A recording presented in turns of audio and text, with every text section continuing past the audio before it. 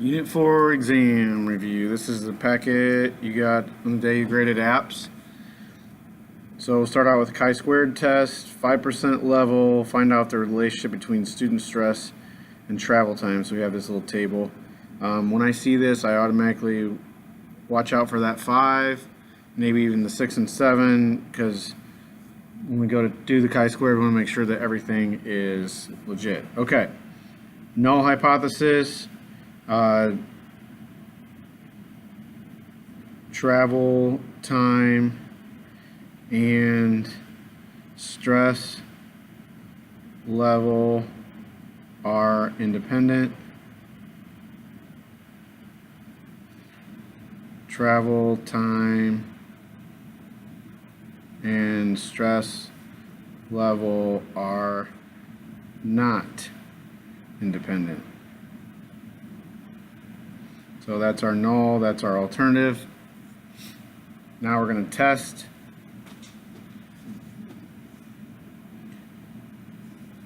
Write down the table of expected values, give to the nearest integer. So I have my observed values already in a table. I put them in this 3x3 table. And I'm going to do chi-squared test, just so you know that's table A. So quit, stat, test, chi-squared test. I have them in table A. I'm going to put them in B. So while I'm doing this, I'm going to write down the chi-squared value, because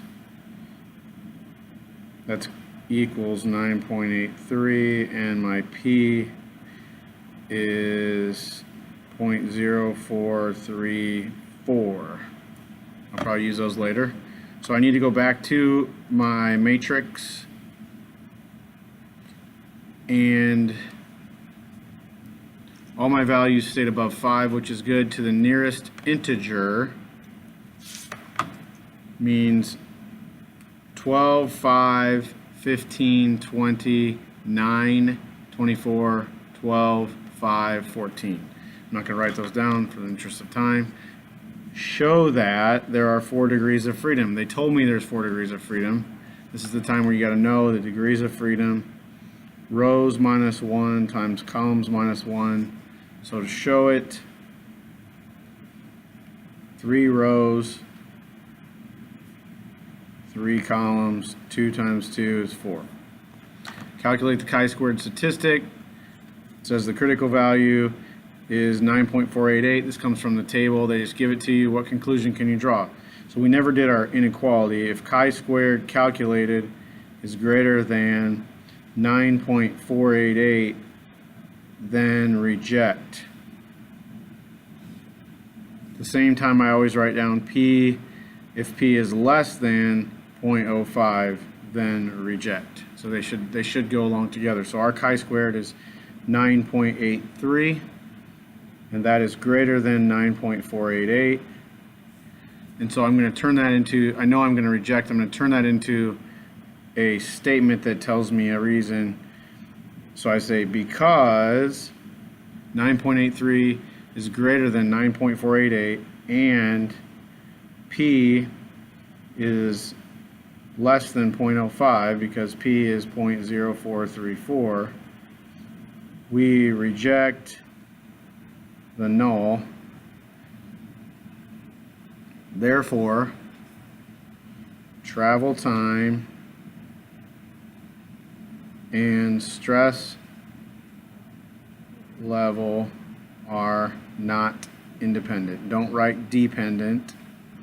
They are not independent. We don't know what, we have to do some more investigation. Okay. Going to this next one, I'm going to skip around a little bit. A lot of you didn't know what this was without the R with it. Coefficient of correlation means R. Okay, so I'm going to pause while I put this in my calculator under list 1 and list 2. I lied. Put it in list 3 and list 4. A couple people have asked me, does the order that you put them in matter? Yes, it does. You can't just sort the lists. They have to match up because these are ordered pairs. These are points you're plotting. You can't switch all the x's and y's around. So I'm going to do the linear regression calculation. And mine is list 3 and list 4. Don't have a frequency list. Calculate. So R is 0.667.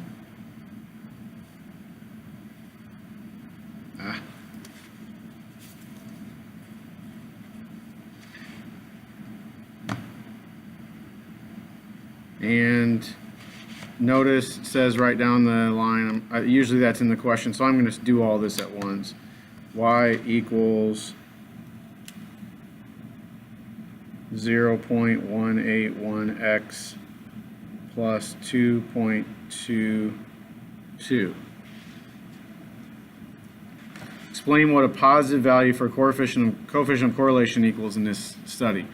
So positive value here, this is a moderately strong, or you could say a moderate positive correlation. So in this study, that means as travel time increases, stress increases moderately. So you can word that however you want. There's a moderate increase in stress as travel time. Use your equation to determine the stress rating for a student who takes 3/4 of an hour to travel. Okay, so x, let's go back up here, and 3/4 of an hour, and that is a unit conversion, because I was looking back up here to see this thing is in minutes. So 3/4 of an hour is 45 minutes. And that's our x. So basically x equals 45. If you don't know how I got that, look at a clock. Or take 0.75 times 60. So I know what x is. I'm going to use that to predict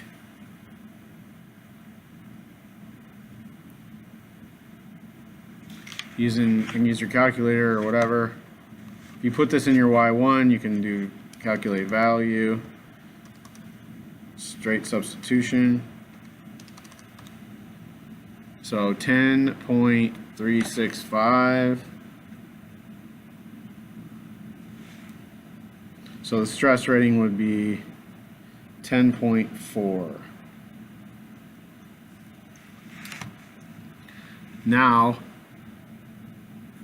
can that be considered reliable? Reliable means it's within your data values, and also that you have a strong R. So if you go back up here, the biggest value is 36 minutes. This is 45 minutes. So no, this is not reliable, because this would be considered extrapolation, which is outside of our data values. And so our equation is based on in-betweeners. Anything in between here is more reliable. This is moderately strong, so it's decent. But you put this in a sentence, the data is outside of the values or the question is outside the data values we had. So question 1 in review.